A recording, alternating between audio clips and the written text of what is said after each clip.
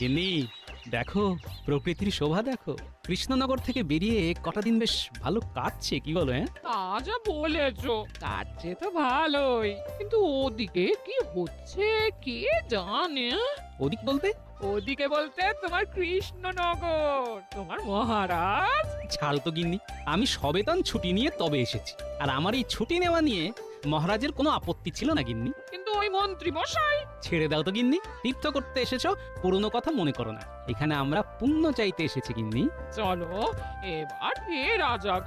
তুমি যাও, আমি আর একটু পরে আসছি। আর একটু থাকি, বেশ মিষ্টি ঠান্ডা ঠান্ডা হাওয়া বইছে। বেশ, আমি সরাইখানায় গেলাম তাহলে। হ্যাঁ,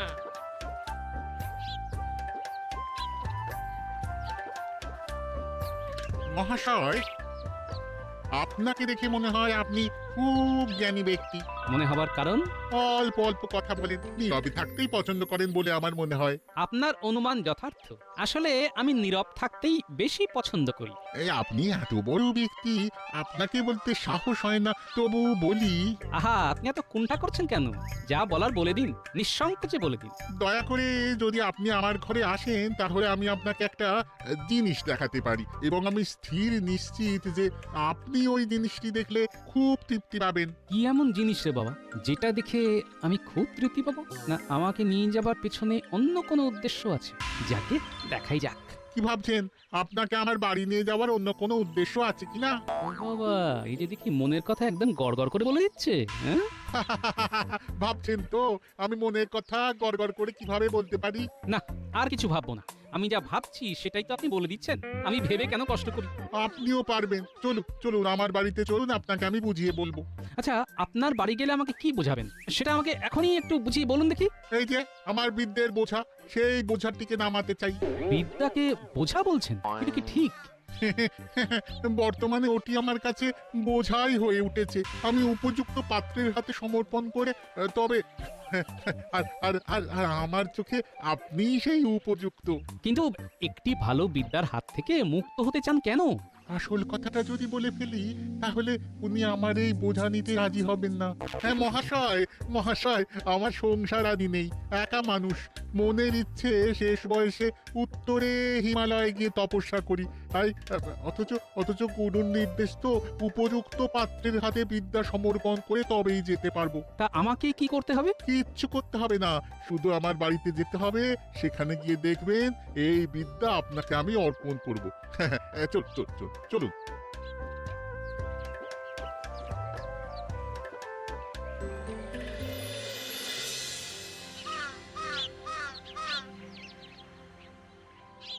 আহ, আজ কতদিন হয়ে গেল গোপাল নেই। গোপাল নেই মানে তো রান্নায় নুন নেই, পায়েসে মিষ্টি নেই। মহারাজের আদিক্ষেতা দেখে আর বাঁচি না। গোপাল ছাড়া আর যেন কেউ নেই, খালি গোপাল আর গোপাল আর গোপাল। সে এখন সবেতন ছুটি উপভোগ করছে। সেটাই তো মহারাজ বুঝতে পারছেন না। উনি ছুটি উপভোগ করছেন আর ভেবে মরছেন মহারাজ। কেউ কারো নয় মহারাজ, কেউ কারো নয়। তুমি চুপ করো তো মন্ত্রী। একটু সুযোগ পেয়েছো, অমনি গোপালের পেছনে কথা বলতে শুরু করেছো। পেরেছো কোনোদিন গোপালের মুখে মুখ লাগিয়ে কথা বলতে? গোপাল দেয় ধুয়ে আর মন্ত্রী পড়েন শুয়ে। বাবা কবি, আরে এসব কি হচ্ছে? তুমি ভুলে যাচ্ছ যে আমি মন্ত্রী। কবি, সব কি আছে যে গোপাল কথায় কথায় মন্ত্রীকে ধুয়ে দেয়, কিন্তু মন্ত্রী শুয়ে পড়ে, এটা কিন্তু সত্যি নয়। মন্ত্রী আমাদের বুক চিতিয়ে লড়ে, পারেন না তবু লড়েন। পারি না কিন্তু লড়ে যাই, আমি মন্ত্রী মশাই। হারি না তবু হেরে যাই, আমি মন্ত্রী মশাই। আমিও দেখে নেব। আমাকে এখনো চিনতে পারেননি মহারাজ। ছবল যখন দেব তখন বুঝবেন গোপাল এখন নেই। এই সুযোগটা এবার নিতে হবে। যেখানেই থাকুক গোপাল বেশ মজাতেই আছে। আপনি আপনি আপনি এই দাওয়াতে বসুন কেমন? হ্যাঁ, আমি বিদ্যা সমর্পণের ব্যবস্থা করছি। আচ্ছা, আপনি কি জানেন আমি কে? কি আমার পরিচয়? সব জানি। আপনি স্বনামধন্য মহারাজ কৃষ্ণচন্দ্র রায়ের অত্যন্ত প্রিয় পাত্র, সভাসদ গোপাল ভাঁড়। আমার কাছে কিছুই অজানা থাকে না, আমি সব জানি। আর আর কিছুক্ষণ পরে জ্ঞান আপনার হয়ে যাবে। দাঁড়ান দাঁড়ান দাঁড়ান, আমি সব জিনিসপত্রগুলো নিয়ে আসি। এই বিদ্যা পাবার জন্য কোনো অধ্যয়নের প্রয়োজন নেই। এটা ভাবতেই কিরকম একটা লাগছে। দিব্য দৃষ্টি পেলে মহারাজের সুরক্ষার বিষয়টা ভালোভাবে দেখা যাবে। মহারাজের সুরক্ষার বিষয়ে ভাবছিলেন না? হ্যাঁ পণ্ডিত। এই নিন, এই প্রাচীন পুঁথিটি ধরুন, এটাই সেই বিদ্যা। এবার বলুন, বিদ্যা তুমি আমার, বিদ্যা তুমি আমার। বিদ্যা আজ থেকে তোমার। কি কি দৌড়চ্ছেন কেন? আরে আরে আরে পড়ে যাবেন যে। এ কি রে বাবা, বিদেশ বিভুঁই জায়গা, নদী ঘাট থেকে কোথায় গেল? এখানে তোর জানাশোনা কেউ নেই।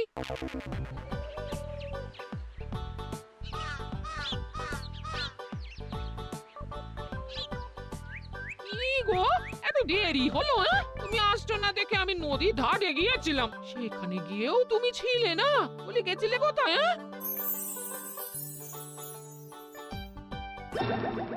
যা, মেয়েটার হাত থেকে বাচ্চাটা নদীতে পড়ে গেল।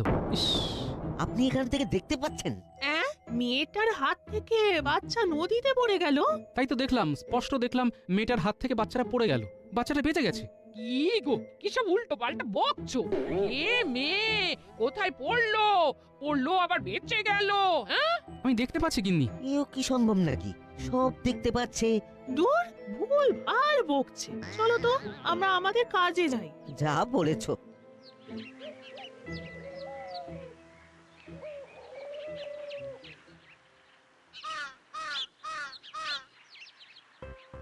এটাকে বলে বাঁচা।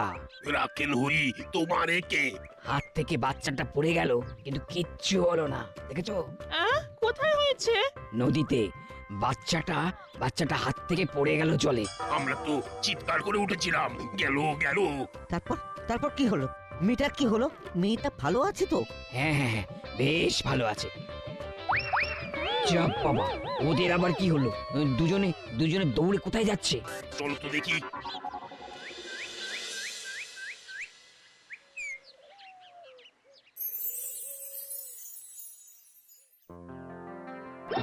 যা, মহারাজ পা পিছলে পড়ে গেলেন। গিন্নি গিন্নি, এবার আমাদের যেতে হবে, মহারাজ খুব বিপদে রয়েছেন। সেই তখন থেকে কি সব বলে চেঁচিয়ে উঠছো? হ্যাঁ গো, তোমার মাথা ঠিক আছে তো? আমরা আমরা আজই রওনা দেবো গিন্নি, আমাদের চলে যেতে হবে, মহারাজের বিপদ। না নাও গিন্নি, গিন্নি সব গুছিয়ে নাও, আমাদের এক্ষুনি কৃষ্ণনগর যেতে হবে। আপনাদেরও যেতে দেব না ঠাকুর, কৃষ্ণনগর যেতে হবে না। আপনারা দুজন আমাদের এই হৃদয়নগরে আজীবন থেকে যান। হে ঠাকুর, আমার ভবিষ্যতে কি আছে একটু বলে দিন না। সময় একদম খারাপ চলছে। এই, এসব কি বলছো গো? তুমি আবার কবে থেকে ত্রিকালজ্ঞ হলে গো? মা, এ আমার কি সর্বনাশ হলো গো? আরে গিন্নি, করো কি? তো কেন? তোমাকে বললাম না, জিনিসপত্র বাঁধা করো, আমাদের ফিরতে হবে। ফিরতে হবে বললেই ফেরা যায়? সেই আপনি যান, ঠাকুরকে আমরা আমাদের হৃদয়নগরে রেখে দেব। রেখে দেবো বললেই হলো? আমার স্বামীকে তোমরা রেখে দেবার কে? আমরা তো বাবার ভক্ত, বাবা কি ভক্তদের ডাকে সাড়া দেবে না? ও বাবা, তোমার দিনহীন ভক্তদের তুমি ছেড়ে চলে যাবে? আরে আরে, এসব কি হচ্ছে? কি হলো? আপনি ওই রকম দৌড়ে এলেন কেন? এ বাবা যে সে বাবা নয়, একদম ত্রিকালজ্ঞ। মানুষের ভূত ভবিষ্যৎ সব বলে দিচ্ছেন। আরে একটু আগে নদীতে বাচ্চা পড়ে যাওয়ার ঘটনা উনি দেখতে পেয়েছিলেন। আপনার মেয়ের বিয়ে এই মাসেই হবে, বাড়ি যান, পাত্র দেখতে আসছি। সত্যি? বাবা, আমার কি হবে বাবা? একটু ভালো করে দেখে একটু বলে দিন বাবা। আবার যখন দেখতে পাবো তখন বলবো, এখন আমাকে যেতে দাও দেখি। কোথায় কোথায় যাবে যাবে বাবা? বাবা? আমাদের ছেড়ে কোথায় যাবে? আমরা আমরা আপনাকে ছেড়ে যেতে দেব দেব না। কি সর্বনাশ, এবার কি হবে? না না, কিছু একটা ব্যবস্থা করতেই হবে।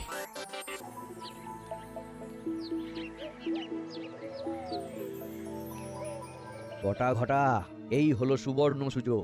গোপাল নেই, এই সুযোগটাকেই কাজে লাগাতে হবে, বুঝলি? কি করবেন কিছু ভেবেছেন? না, সেটা ভাবতেই তো তোদের কাছে এসেছি। একসাথে ভাবতে হবে, একসাথে। কি করতে হবে মানে? ওই কি ভাবতে হবে সেটা তো বলুন। মহারাজকে একটা শিক্ষা দিতে হবে, এমন শিক্ষা দেব যে গোপাল গোপাল করা ভুলে যাবে।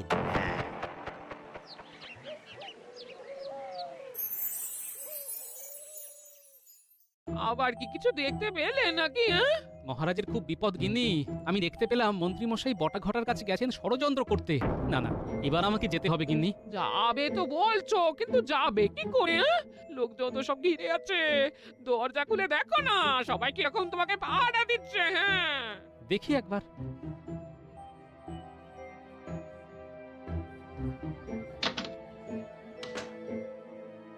জয় বাবা, সকালে বলেছিলেন মেয়েকে দেখতে আসবে, এসেছিল। ভালো পাত্র, বিয়ে ঠিক হয়ে গেছে। জয় ত্রিকালজ্ঞ বাবা, জয় জয় ত্রিকালজ্ঞ বাবা, জয়। আচ্ছা আচ্ছা আচ্ছা, সবার সব কথা বলবো, কিন্তু আমাকে একটু একা থাকতে দিতে হবে। নির্জনে ভাবলে মাথাটা খোলতাই হবে। তোমাদের কথা আরো বেশি বেশি ভাবতে পারবো। আমার কথাটাও ভাবেন বাবা, আমিও আপনার একটা সন্তান। আচ্ছা আচ্ছা, সবার কথাই ভাববো। আমাকে ভাববার সময় আর অবকাশ দিতে হবে তো, আমাকে একা থাকতে দিতে হবে। ঠিক আছে, আমরা কিছু সময়ের জন্য আপনাকে একা ছেড়ে দিলাম। এই এই চলো চলো চলো, সবাই চলো, বাবাকে একটু একা থাকতে দাও।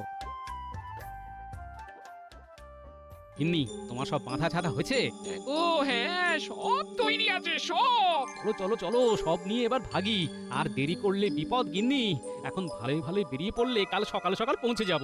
হ্যাঁ চলো।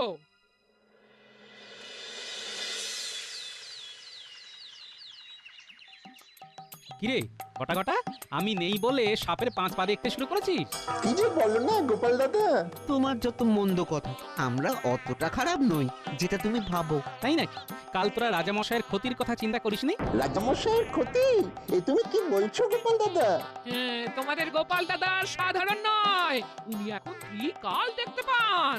তোমাদের মনে কি চলছে উনি সব দেখতে পাচ্ছেন। হ্যাঁ, হাতি ঘোড়া গেল তল, আর মশা বলে কত জল। কি বিশ্বাস হলো না? মনে মনে ভাবছিস তো হাতি ঘোড়া গেল তল, মশা বলে কত জল। হ্যাঁ, এই রে, এ তো সত্যি মনের কথা বুঝতে পারছে রে। তাই নাকি? এই তুমি কি মনে মনে ওই কথাটাই ভেবেছিলে? এই রে, আবার কাঁপছো? এবার কি দেখতে পাচ্ছ? আমি দেখতে পাচ্ছি কিন্নি, বটা ঘটার বাড়ির ছাদ ভেঙে গেছে।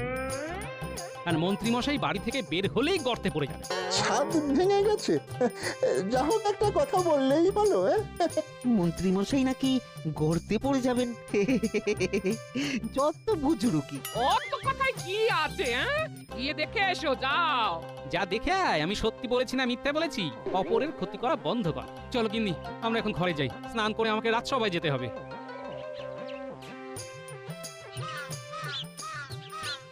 ঘটা, গোপাল দাদার কথাগুলো যেন কেমন কেমন না? গোপাল দাদা সত্যি ত্রিকালজ্ঞ হয়ে গেছে নাকি রে? ওই লাগলে তুক আর না লাগলে তাক। এই চল বাড়ি যাই, দেখি আমাদের বাড়ির ছাদ সত্যি ভেঙেছে না আস্ত আছে। চল।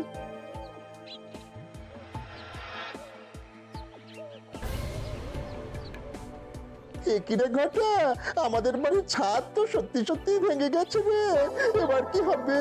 তার মানে গোপাল দাদা সত্যি ভবিষ্যৎ দেখতে পাচ্ছে। চল মন্ত্রী মশাইকে দেখে আসি। আমাদের ছাদটা সারাবো কি করে? চল মন্ত্রী মশাইয়ের থেকে ছাদ সারানোর অর্থ নেব। কি করে? গোপাল দাদার ভবিষ্যৎবাণী বলে সাবধান করব, তার বদলে অর্থ নেব। বাবা বাবা বাবা, তোর মাথায় খুব ভালো বুদ্ধি আসে। চল চল।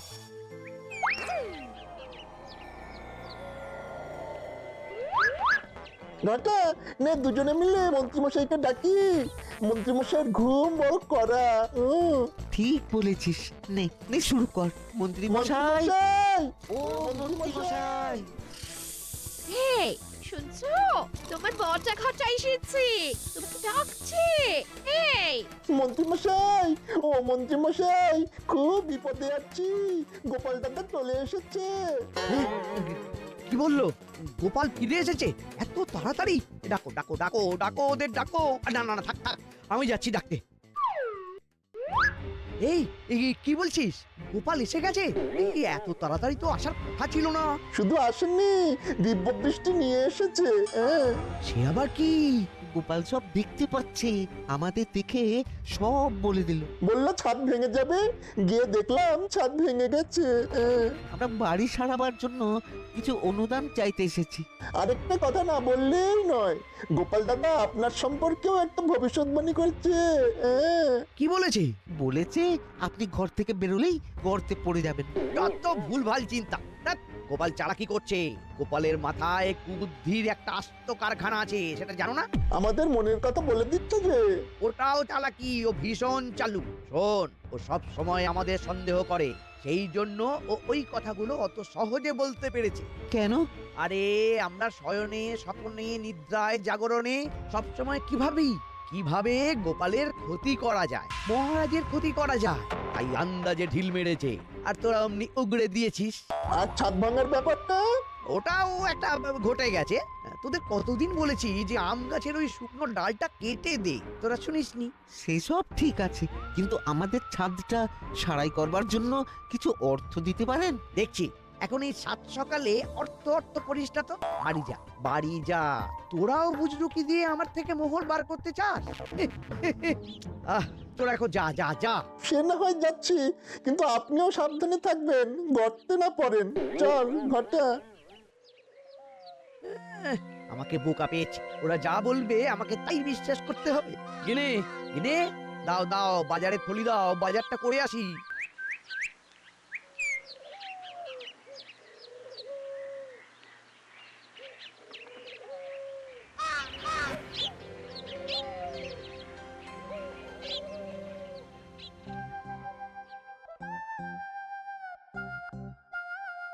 আরে কি আশ্চর্য, গোপাল যে কি গো হঠাৎ। কি বলবো মহারাজ, তীর্থে গিয়ে ওই কৃষ্ণনগর পিছু ছাড়ে না। সব সময় আপনাদের কথা মনে পড়ে। হঠাৎ দেখতে পেলাম আপনার বিপদ। আমার বিপদ তুমি দেখতে পেলে? হ্যাঁ মহারাজ, দিব্য দৃষ্টিতে দেখতে পেলাম যে মন্ত্রীমশাই বটা ঘটাকে নিয়ে আপনার বিরুদ্ধে ষড়যন্ত্র করছে। তুমি দিব্য দৃষ্টি পেয়েছো? পেয়েছি মানে তার জ্বালা আমি হাড়ে হাড়ে বুঝছি। তা তুমি এখন কি দেখতে পাচ্ছ গোপাল, সেটা আগে বলো। মহারাজ, মন্ত্রীমশাই গর্তে পড়ে গেছেন আর রাজজ্যোতিষীর ঘরে কুটুম এসেছে। তুমি দেখতে পেলে যে আমার ঘরে কুটুম এসেছে আর মন্ত্রী মশাই গর্তে পড়েছেন? আগে হ্যাঁ রাজজ্যোতিষী। বললেই হলো, আমি এত পড়াশোনা করে দিব্য দৃষ্টি পেলাম না, আর তুমি না পড়েই সব পেয়ে গেলে। মহারাজ মন্ত্রীমশাই গর্তে পড়ে পা ভেঙেছেন। সে কি, কখন হলো? আমার সামনে। আমি যথারীতি টহল দিচ্ছিলাম, মন্ত্রীমশাই বাজারের থলি হাতে বাজারে যাচ্ছিলেন, হঠাৎ দুম করে গর্তে পড়ে গেলেন। কিরে বানর সেনার দল, তোরা কেন এলি সেটা বল দেখি। রাজ জ্যোতিষীকে ডাকতে। জ্যোতিষী দাদু, দিদিমা আমাদের ডেকে বললেন যে বাড়িতে আপনার ছোট ভাই এসেছে, আপনাকে এক্ষুনি যেতে হবে। তাই তো আমরা দৌড়ে দৌড়ে খবর দিতে এলাম। ওরে বাবা, এই যে দেখি জলে ভাসে শিলা, ত্রিকালজ্ঞ গোপালের এক নতুন লীলা। গোপাল, এ আমি কি দেখছি? তুমি ত্রিকালজ্ঞ হয়ে গেছো, তুমি ভূত ভবিষ্যৎ দেখতে পাচ্ছ। এবার বলো তো, আমার রাজ্যের প্রজারা কেমন থাকবে? আগামী 10 বছর কোনো কষ্ট নেই 10 বছর? মহারাজ, সুখের পর যেমন দুঃখ আসে, তেমনি দুঃখের পর সুখ। সুখ দুঃখ তো চাকার মতো ঘোরে মহারাজ। গোপাল, এই বিদ্যা তুমি পেলে কি করে? চলো মন্ত্রীমশাইয়ের বাড়ি যেতে যেতে সব বলছি, চলো। এই বিদ্যা আমাকে পেতেই হবে, যেভাবেই হোক। রাজজ্যোতিষী, এই বিদ্যার বোঝা সামলানো চারটি কথা নয়, বুঝলেন? আপনি যদি চান আমি আপনাকে দান করে মুক্ত হব, কারো ভবিষ্যৎ দেখে আমার লাভ নেই। ওরে বাবা, তুমি তো আমার মনও পড়তে পারছো। সব ঠিক আছে রাজজ্যোতিষী, কিন্তু একটা কথা মনে রাখবেন। কি কথা? এই বিদ্যা সার কথা, লোভে পাপ, পাপে তাপ, বাপরে বাপ, মাথায় সাপ। কি যা তা বলছো? সেটা ভবিষ্যৎই বলবে। আগে চলুন মন্ত্রীমশাইকে দেখে আসি, তারপর আপনার হাতে আমার এই বিদ্যের বোঝা সমর্পণ করব।